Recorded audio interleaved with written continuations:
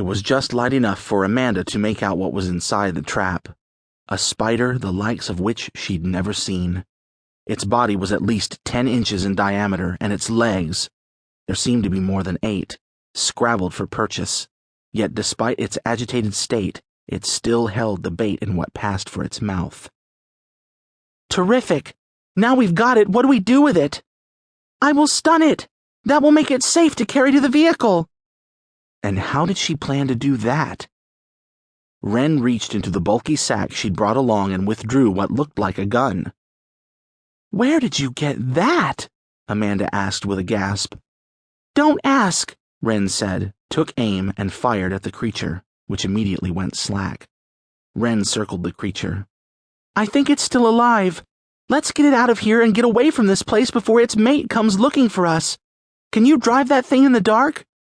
Yeah, if the vehicle's got headlights, that is. Amanda carried the bulk of their gear, and Wren took possession of the caged sarple and started down the rocky hill. It was slow going, until they heard the sound, a chittering noise. At first, it seemed far away, but within seconds it was louder and more frantic. Run! Wren called and picked up her pace. What? Amanda said, and then seemed to realize just what the sound behind them could be. Drop everything and run! Wren cried louder. Amanda didn't need to be told twice and shucked the bags and tools, but she also knew that Wren wouldn't let go of the cage that held their specimen.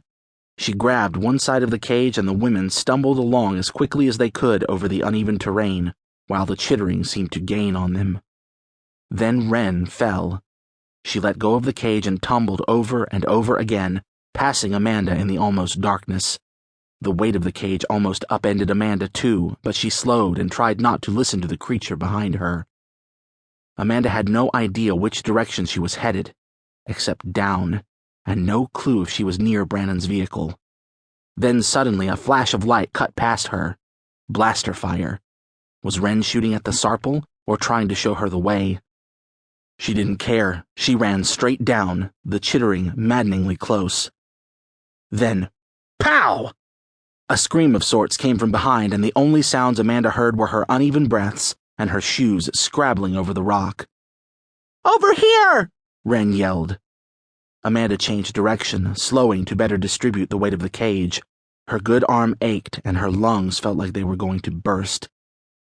Where's the vehicle? She hollered. Over there! Wren answered, sounding just as winded. Amanda staggered the last few feet and dumped the cage on the ground for a moment, not caring if she damaged the creature within it. Be careful, Wren admonished. Kill it and we'll have to do this again. Oh no, my life's worth more than the puncture-proof vest we hope to make. Well, mine isn't! The vehemence in Wren's voice shook her, and Amanda remembered why they had gone on the quest, in an effort to keep Wren's lover safe. I'm sorry. Are you okay? I'll know by tomorrow, Wren muttered. Thanks for blasting that creature. I'm sure it was about to get me. I know it was. The words made a shiver run down Amanda's spine. Let's get this thing in the back of the vehicle and get out of here. Wren reached down and took one side of the cage, and Amanda took the other. A minute later, she slammed the hatch, and they both got back into the front of the vehicle. Instead of buckling up, Wren wriggled past the seats and knelt on the floor of the vehicle. She held out her hands and began to speak in a language that sounded nothing like Telenian. The ancient language of her people, perhaps? Amanda started the engine and slowly turned the vehicle around.